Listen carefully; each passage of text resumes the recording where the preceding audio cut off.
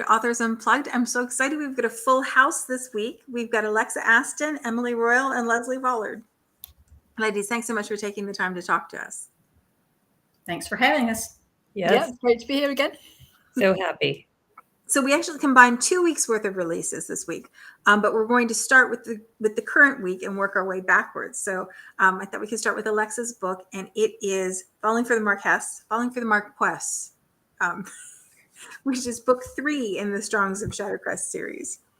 Yes, finally we're going to get Georgina's story. You've met her if you've read the first couple of books, and she is dying to make her come out. She's dying to be a little wife and mother, and she thought she was going to have her best friend and twin Pippa with her. Well, Pippa got married in book 2. She didn't need a season, and she's ridden off into the sunset, or actually she's on a boat sailing around the world with her sea captain husband. And so she's still going to have, a couple of other people in the family with her, but no, Alexa threw a wrench in, and now poor Georgie is doing this come out by herself. But that's okay. That's fine. She's cool to go.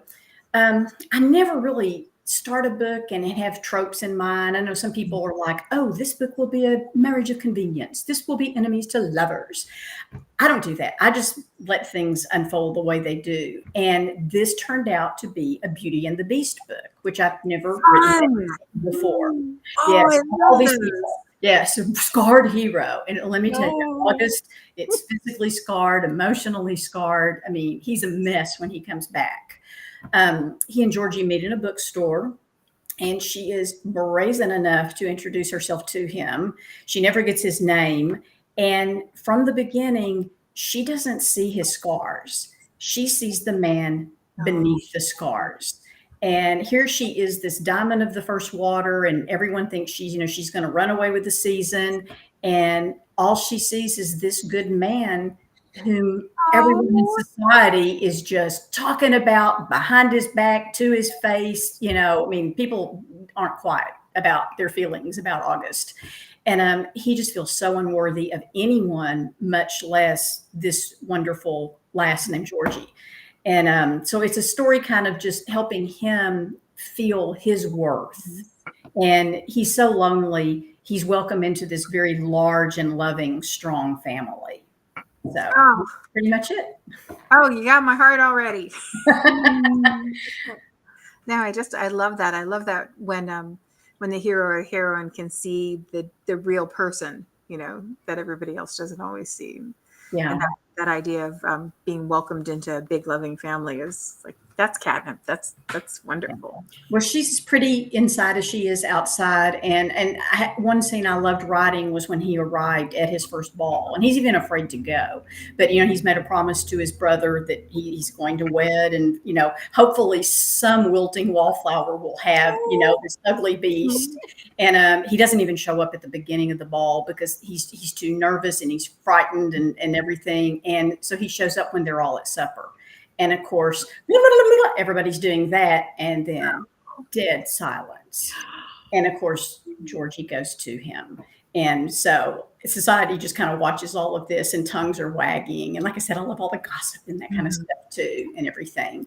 And then, you will see readers, if they read book 1 with the Duke, James, and his wife, Sophie, they're also in this book, and a couple of the other sisters and cousins and whatnot. So they'll get to see a lot of the family.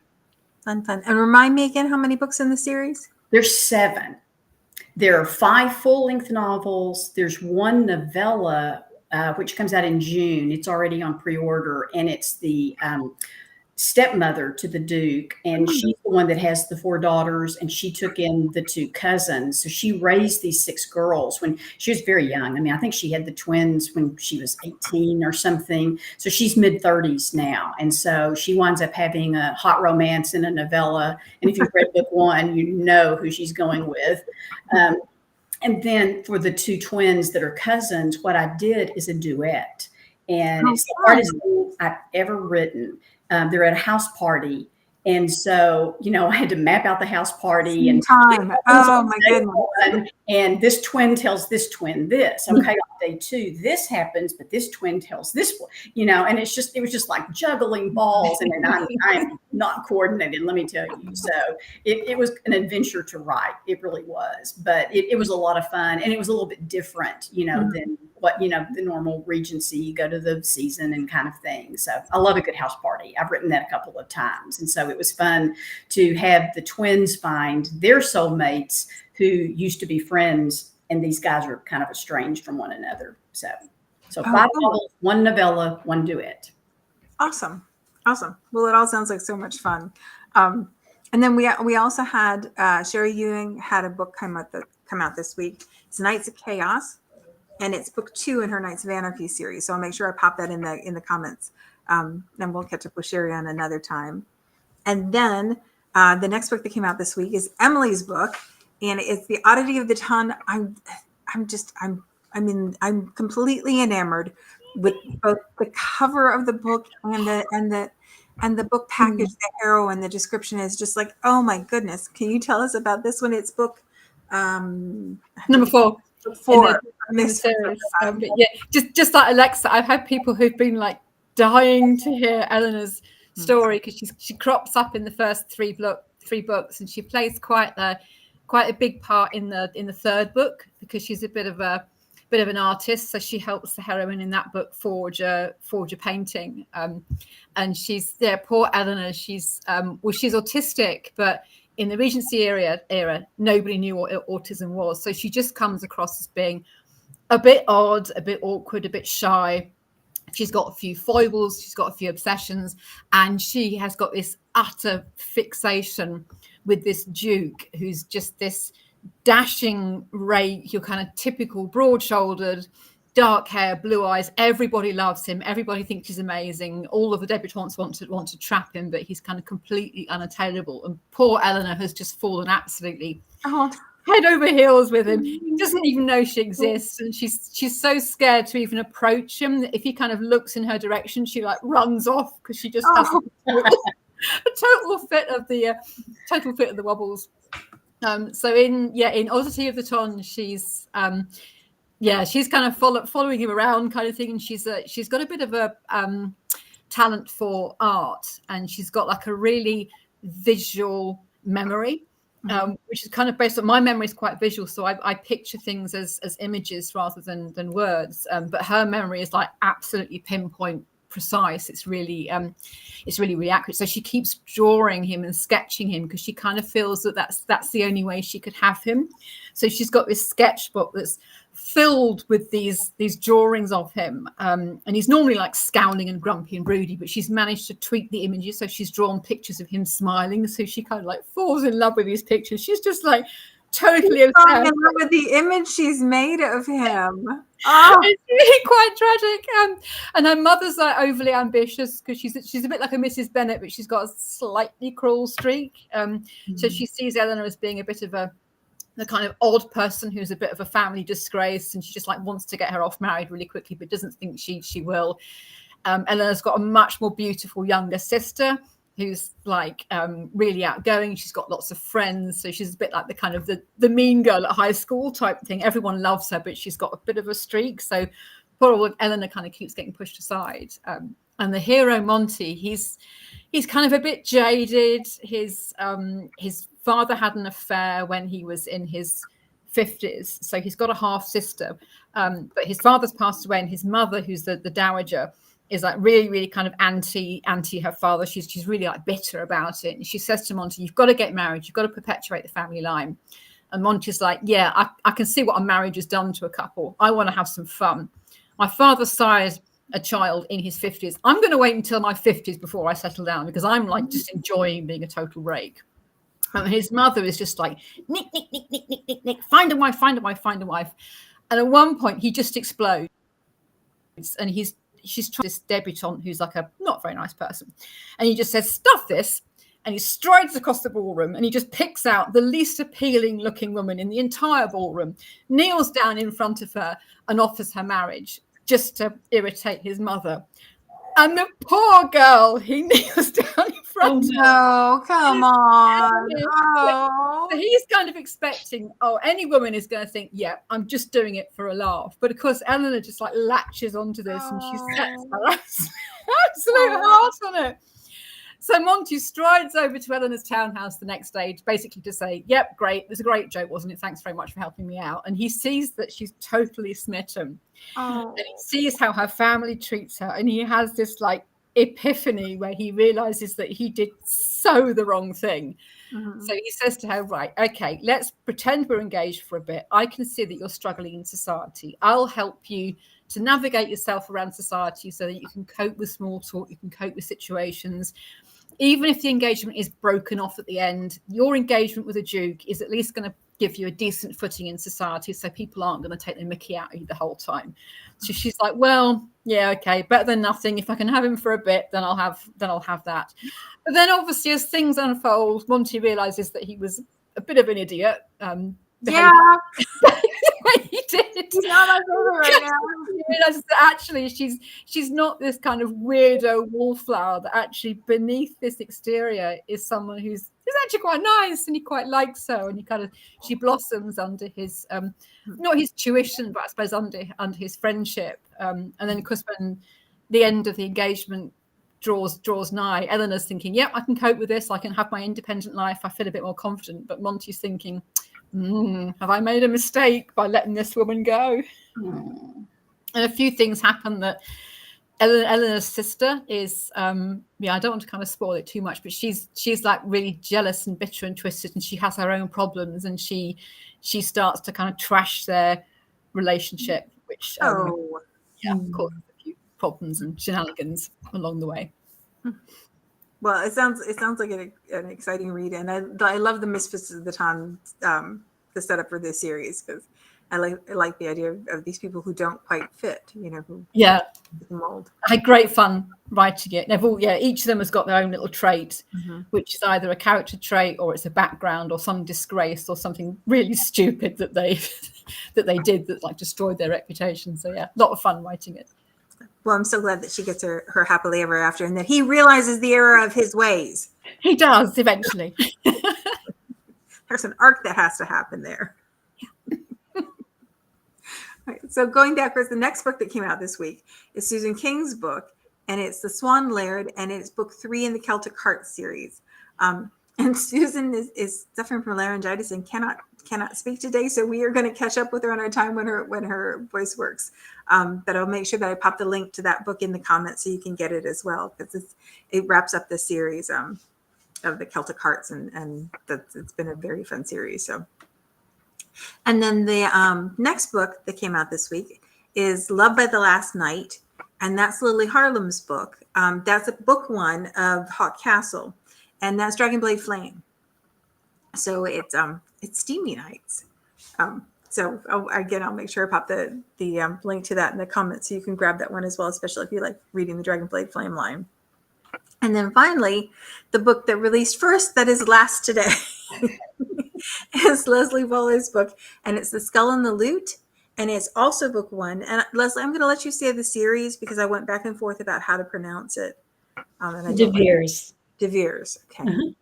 That's what I would have guessed, but I wasn't sure if it was 2 syllables for the second half or not. So can you tell us a little bit about that book? Sure, absolutely.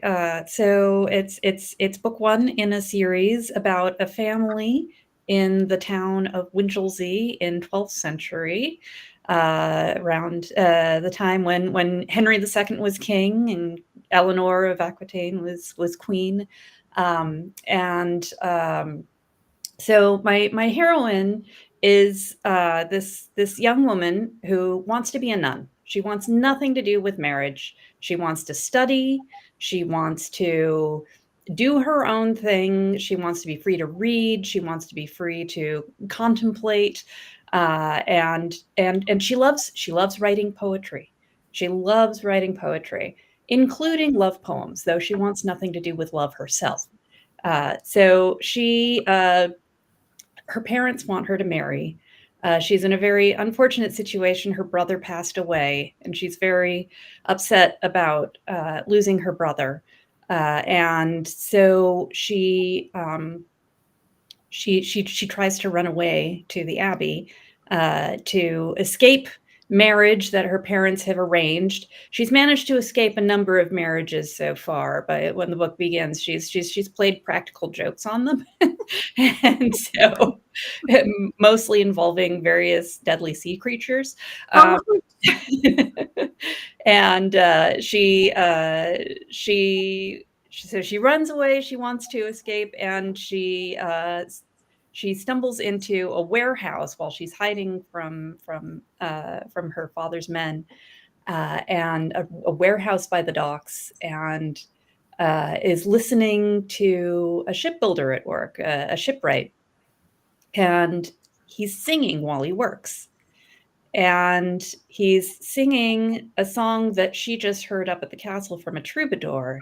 And she's thinking, he shouldn't know that song. That's a song that was just composed. It's a courtly song. There's no business for this guy who's not wearing his shirt, who's just, sawing away at some wood to know this song. And so she peeks out of her hiding place and asks him about it.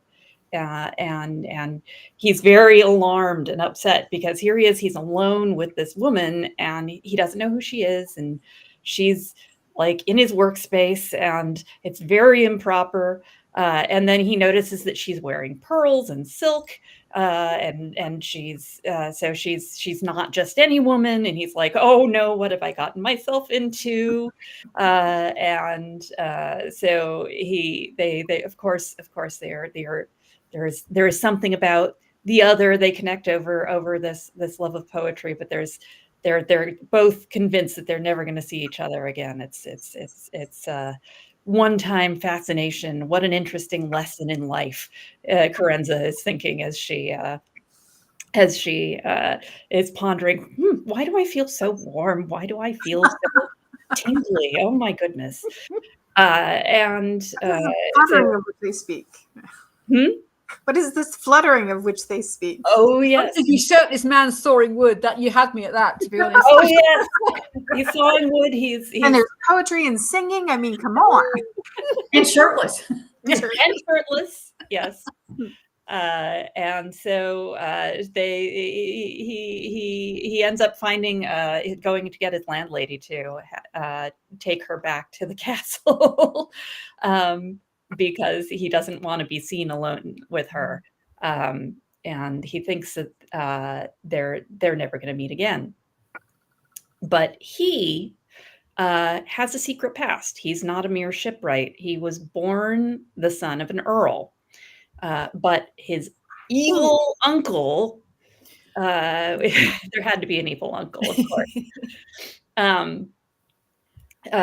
Killed his father and tried to kill him, and so he ran away as a young child and was raised as a commoner, and but he knows who he is and he knows his birthright, and he actually married previously.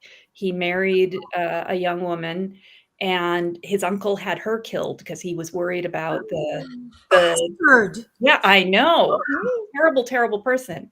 And it turns out that the evil uncle, is the man who's supposed to marry Carenza, our heroine. No. So clearly this cannot happen. So they have this this wonderful flirtation through poetry as he's trying to figure out how to get into the castle to get to his uncle, and she's like trying to figure out this puzzle of who this guy is who knows all this courtly poetry, and he's so fascinating to her, and they. And all the while he's trying to stop her wedding, and she wants to stop her wedding. Nobody wants the wedding to happen except for the evil uncle and the parents, who don't know how evil he is. There's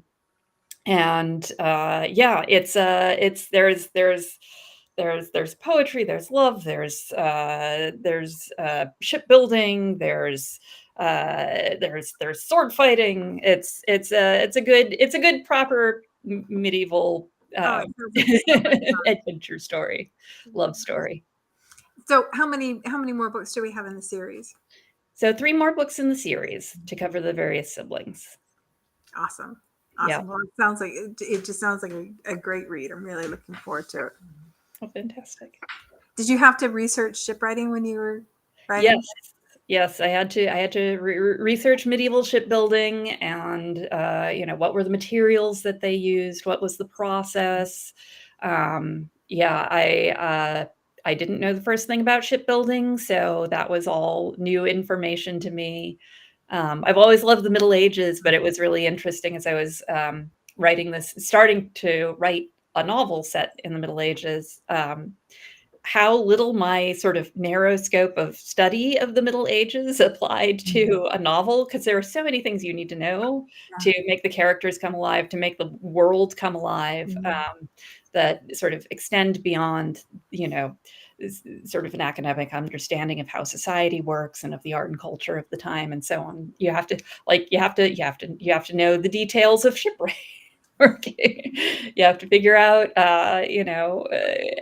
how a person of a particular station would dress, what would their home look like, every little detail.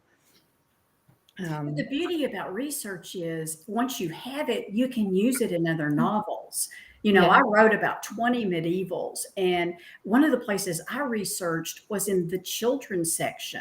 I would open up books about castles, and they would have like little overlays and stuff, overlays and everything. And so I could see the different levels. And I took notes and everything. And just, on a handful of books from that children's section, they gave me a great foundation for a lot of the stuff that I wrote about in all of those medievals. Yeah. So you need to have another ship guy in there somewhere. Don't let all that research go to waste. Absolutely. My kids used to love those books, and it makes it so easy to understand how things go together when you can just layer one on top of the other on top of the other. Yes. Awesome. And seeing it as well, I think, is much better than just a paragraph with facts and figures and dates. It doesn't really come alive. But actually, if you see pictures and you can add bits to it, do it off. Awesome. Well, ladies, those sound like lovely books. And Alexa, by mentioning children's books, you kind of gave me a segue into what I was hoping we could talk about I know it's really kind of genius, but I was hoping we could talk about for the last couple of minutes. I think because authors are so often readers first, that's how we come to love story. I thought we could talk a little bit about the books that you loved as a child, or books that you read to your own children. Anything that is the thing that caught you, that thing that helped you fall in love with reading. Who wants to go first? Okay, I was an animal lover, and so any book with animals, that did it for me. I read all of the Nancy Drew and Hardy Boys and all, but from things like Curious George. I was never going to have a monkey, but I loved little Curious George because he was just such a little darling. Black Beauty was another one, and to me, Black Beauty really told me how to tell a story, because we saw different eras of Black Beauty's life, when the horse was great and at her prime and everything, and then slowly getting broken down, and what happened there. I read King of the Wind, Big Red. I was in love with dogs, and so anything that revolved around animals, that was a big thing for me. I think animals are really sensitive, and the authors that write about them, they understand that most of us think animals are people. They are our people, whether they're our furry people, or not. Yeah, that makes perfect sense. Did you read Watership Down? Oh yeah. I even taught Watership Down. I did. I cried. Yeah, I cried buckets. That little Lauren. Those rabbits, they were real to me. And to me, somebody told me once that sighting a rabbit is a good luck charm. And so when I'm out on my walks, I look for bunnies now. This morning was a 3-bunny walk. Oh my gosh, today's going to be a great riding day because I saw 3 bunnies. I love the way that's how you grade your walks, a 3-bunny walk. My record is 11. Okay. Oh my goodness, that's a lot of bunnies. That was a lot. Well, it was one morning when it was really early, especially in Mhm. Texas. The heat is just terrible. So, by the time summer arrives, I have to go walk by 6 in the morning. That's the latest I can leave. And, that's when the bunnies are still out. So, yeah. And I know what happens on an 11 bunny day. Like there should be cupcakes and such, It's like, oh, let's write a sex scene. Then it's an 11 bunny day. Well, you got to, haven't you, with 11 bunnies? What about you, Emily? What were some of your favorite books? I love when I was a child. I loved the Enid Blyton school stories. They just kind of took me back to an era where it was all jolly hockey sticks and midnight feasts, and everybody worked really hard. And there were teachers who were slightly eccentric that you'd play silly tricks on and put itching powder in their skirts and that kind of stuff. But it was just, it was also kind of innocent and charming. I think I just absolutely loved those stories. I also loved the Thomas the Tank Engine stories when I was a baby. I think they were the first books that I ever read, and it's a bit of an autistic thing, is that I love the books and I was obsessed with the books, and I made my parents read them every single night, the same book cover to cover. And my mum told me once that she was reading the book and she was tired, and I would go, no, finish the book.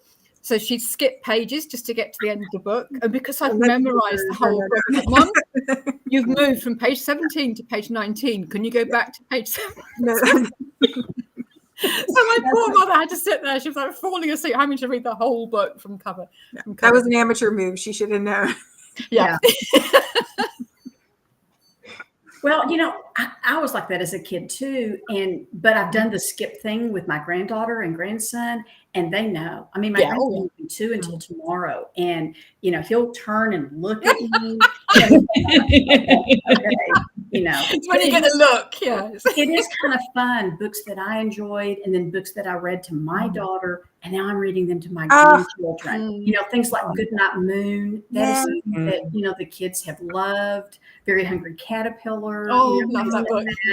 So, and of course, I have books saved, from when my daughter was young, and I can't wait till they get to the Harry Potter stage, so we could go through all the Harry Potter books together, and It's the greatest thing ever. It's like reading the Harry Potter books to my middle kid. And then we got to go to Universal. We would do it. Yes. We'd read the book. And when we finished the book, we could watch the movie, just him and me. And then for his 13th birthday, we went to Universal, and watching him walk in to Hogsmeade for the first time was just like, it's magical. Wonderful. Oh, it really is. Oh my goodness. Yeah. I've always loved stories that had, a magical or fantastical element to them. I loved Narnia. I loved Oz. I loved, and then when I got a little older, I loved Lord of the Rings. It was, I really gravitated, I think, to those stories that had a touch of something that was beyond. And I also, I also loved many British things. Like I remember being particularly fixated on a series about the great mouse detective Basil of Baker Street, who Sherlock Holmes for kids, and that really there was a movie that came out when I was a kid that was about that, and I got hooked on the books, and they're this silly little series, and it's so much fun. And I remember that being like the first time that I read a book that wasn't a picture book from cover to cover. Yeah. Really couldn't wait to read the next chapter, find out what happened to Angela and Agatha, the twins. Yeah. The first time you realize that you can read faster yourself than your parents can read to you. Yeah. And it's like, Yeah. Well, did any of you ever sneak books that were like older books that you weren't supposed to be reading. Because when I got out of elementary school, I was already reading on like a junior or senior high school level. And so I kind of jumped into books and like books that my mom had that she would keep under her pillow, things like that. I mean, I read Harold Robbins, which was very racy for that time, and The Godfather and everything. And she had no idea I was reading all of this stuff. My dad would travel and bring home airport books. So I read Sidney Sheldon and Harold Robbins and Very Young and just bunches of stuff that if anybody had stopped and thought, should she be reading this, they would have said no. But nobody did. I think they figured as long as I was reading, it was okay. So. Exactly. Well, I had a brother and a sister that were 6 and 7 years younger than I was. So my mom was so busy with them that I kind of was able to read what I wanted to read. especially if you're going to do it quietly and not cause any trouble. That's right. Absolutely. Yeah. I my parents gave me fairly free rein with what I read, and I'm so glad that they did. It's been such a rich part of my life to be able to explore that way. Yeah. And even the books that you come back to over and over again, I think, like when there are times when things are a little bit difficult, sometimes you go for a comfort read that you've read before. Yes, I read To Kill a Mockingbird every year. It's that book. It's just poetry to me. I mean, I can feel the heat. I can see this little small, charming Southern town. It's just, I love it. I love it. Yeah. I probably quote from it. And then the betrayal. Like I watch my kids go through reading that, and get to the point where they're like, this should have gone. It looked like everything was going to work out, and it didn't work out. Why didn't it work out? And like coming to grips with the fact that stuff doesn't always work out the way it's supposed to. That's a growing up book, like it's. I think the first time I read a book that didn't have a happy ending, it was like, but books are supposed to have a happy ending. What's wrong? What's happened? It was quite a traumatic experience, and then you realize that's why we do what we do. I like the happy ending. Absolutely. Yeah. Same here. Yeah, and it's the promise. Like we'll torture you. It'll be terrible. Bad things will happen. But when you get to the end, I promise you, we're not going to Nicholas Sparks you. Nobody's going to get hit by a log truck. It's going to be just fine. I'm sorry. I get so angry when his books, and I love his books. I mean, he's a great writer. But they should not be in the romance section. I think that is just a betrayal of the whole genre. I'm sticking to that. Yeah. Yeah, no, we had a saying in my family. It was like, that's how you end up on the Nicholas Sparks list, because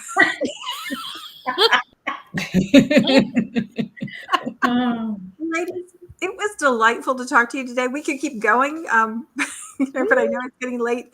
Poor Emily is up way late. So. Yeah, it's just gone 11 o'clock now. But it's not. I'm a night owl, so it's not too bad. But well, thank goodness for that. But we should probably wrap it up.